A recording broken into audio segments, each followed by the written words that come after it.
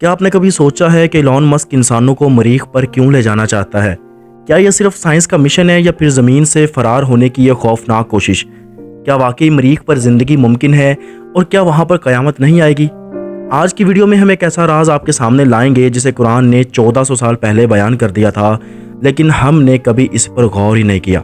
Elon Musk ایک خواب دیکھتا ہے کہ انسان صرف زمین تک محدود نہ رہے بلکہ دوسرے سیاروں، خاص طور پر مریخ پر جا بسے۔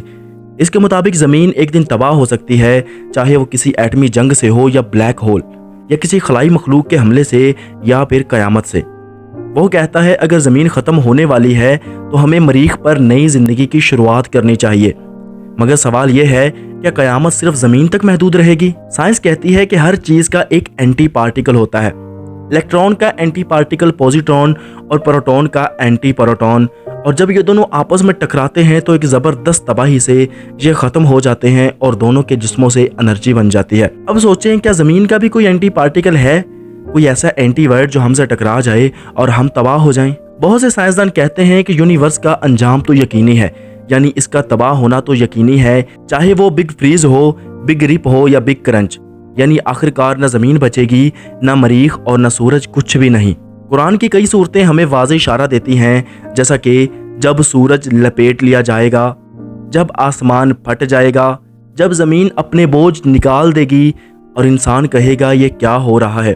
پھر اللہ تعالیٰ فرماتے ہیں کہ جس دن زمین بدلی جائے گی کسی اور زمین سے اور آسمان بھی بدل دیے جائیں گے، یعنی جب زمین بدلی جائے گی کسی اور زمین سے تو اس سے یہی مراد ہے کہ زمین کا کوئی نہ کوئی اینٹی پارٹیکل بھی موجود ہے، یعنی قیامت صرف زمین پر نہیں آئے گی بلکہ پوری کائنات کا نظام لپیٹ لیا جائے گا۔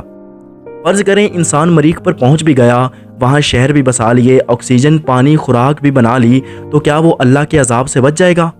قرآن میں فرعون کا ذکر ہے جس نے کہا تھا کہ میں ہی تمہارا سب سے بڑا رب ہوں، لیکن جب اللہ کا عذاب آیا تو وہ سمندر میں غرق ہو گیا۔ ایسا ہی انجام ان لوگوں کا بھی ہو سکتا ہے جو یہ سمجھتے ہیں کہ مریخ پر جا کر وہ قیامت سے بچ جائیں گے۔ تو جو بات سائنس آج کہہ رہی ہے قرآن نے وہ صدیوں پہلے ہی بتا دی تھی، جیسا کہ سورۃ الذاریات کی آیت نمبر 47 میں اللہ تعالیٰ نے ارشاد فرمایا، اور ہم نے آسمان کو بنایا اور ہم ہی اسے پھیلا رہے ہیں، یعنی زمین کو پھیلایا جا رہا ہے۔ اور ہر چیز کے اینٹی پارٹیکل کے بارے میں اللہ تعالیٰ نے فرمایا، اور ہم نے ہر شے جوڑوں میں پیدا کی ہے، یعنی زمین کا بھی جوڑا بنایا گیا ہے۔ اور پھر اللہ تعالیٰ کا ارشاد ہے کہ زمین ہلائی جائے گی، سب باہر نکالا جائے گا۔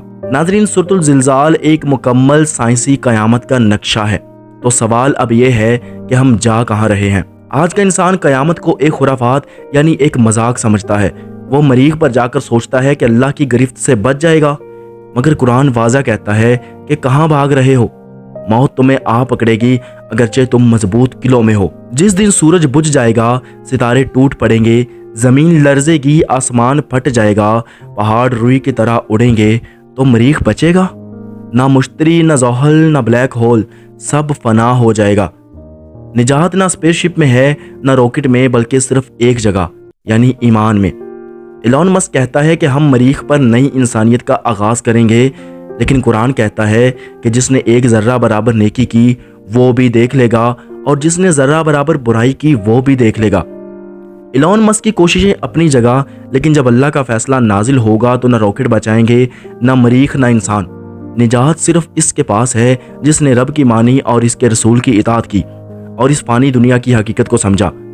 اگر آپ کو بھی لگتا ہے کہ قیامت صرف زمین کی تباہی نہیں بلکہ پوری کائنات کی موت ہے تو یہ پیغام عام کیجیے، شاید کوئی مریخ سے پہلے اپنے دل کی زمین کو آباد کر لے۔ تو اگلی ویڈیو تک اپنا اور اپنے ایمان کا خیال رکھیے گا۔ ملتے ہیں نیکسٹ ویڈیو میں، تب تک کے لیے اللہ نگہبان۔